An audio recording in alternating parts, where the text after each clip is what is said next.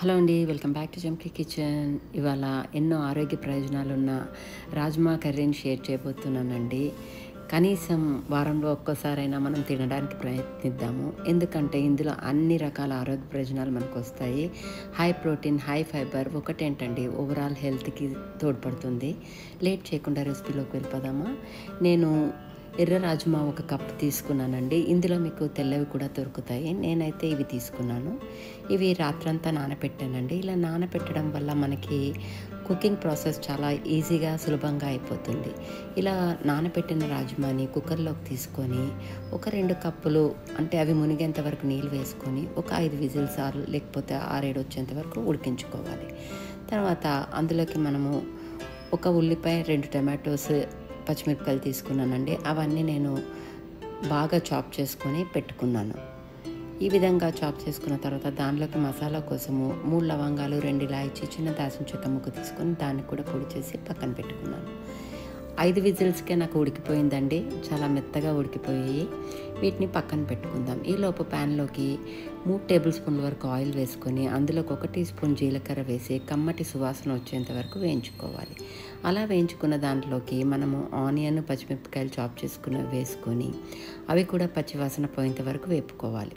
తర్వాత అందులోకి 1 tea spoon వరకు అల్లం వెల్లుల్లి పేస్ట్ వేసి అది కూడా పచ్చివాసన పోయేంత వరకు వేపుకున్న తర్వాత అందులోకి మనం చాప్ చేసుకున్న టమాటో ప్యూరీని కూడా వేసుకొని దాన్ని కూడా బాగా 1 నిమిషం పాటు కలుపుకొని మూత పెట్టుకొని 1-2 నిమిషాల పాటు మగ్గపెట్టుకోవాలి. ఇలా మగ్గపెట్టుకోవడం వల్ల మనకి ఈ విధంగా నూనె సపరేట్ అవుతుందండి. ఇలా సపరేట్ అయిన తర్వాత మీ రుచికి తగ్గట్టు ఉప్పు, కారాలు, అలాగే మనం నూరుకున్న గరం మసాలాను కూడా వేసేయాలి. అలాగే 1 టీ స్పూన్ ధనియాల పొడి వేసుకొని 1 నిమిషం పాటు బాగా కలుపుకోవాలి. ఇలా కలుపుకున్న తర్వాత మనం ఉడకపెట్టుకున్న రాజ్మాను కూడా నీళ్ళతో సహా వేసేసేయాలి. ఆ నీళ్ళు అస్సలు పడేయకండి, అన్నీ అందులోనే ఉంటాయి మనకి. ఈ విధంగా వేసుకున్న తర్వాత 1-2 నిమిషాల పాటు మసాలా అంతా గింజలకు పట్టేటట్టు కలుపుకొని అందులోకి మనకు కావాల్సిన నీళ్ళు వేసుకోవాలి. నేనైతే 1 గ్లాస్ వాటర్ వేసానండి. అలా వేసుకొని ఒక 10 నిమిషాల పాటు మూత పెట్టుకొని ఉడికించుకోవడమే.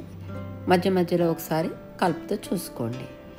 అంతేనండి, టేస్టీ రాజ్మా కర్రీ రెడీ అయిపోతుంది. లాస్ట్లో అందులోకి ఒక పావు టీ స్పూన్ షుగరు, కస్తూరి మేతి ఉంటే కొత్తిమీర కూడా వేసుకొని సర్వ్ చేసుకోవడమే.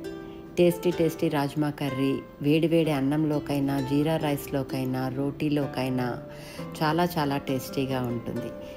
మీరు ఈ రెసిపీని ట్రై చేసి మీకు నచ్చితే నన్ను సబ్స్క్రైబ్ చేయండి. Like, share, comment and subscribe to junky kitchen. Thanks for watching.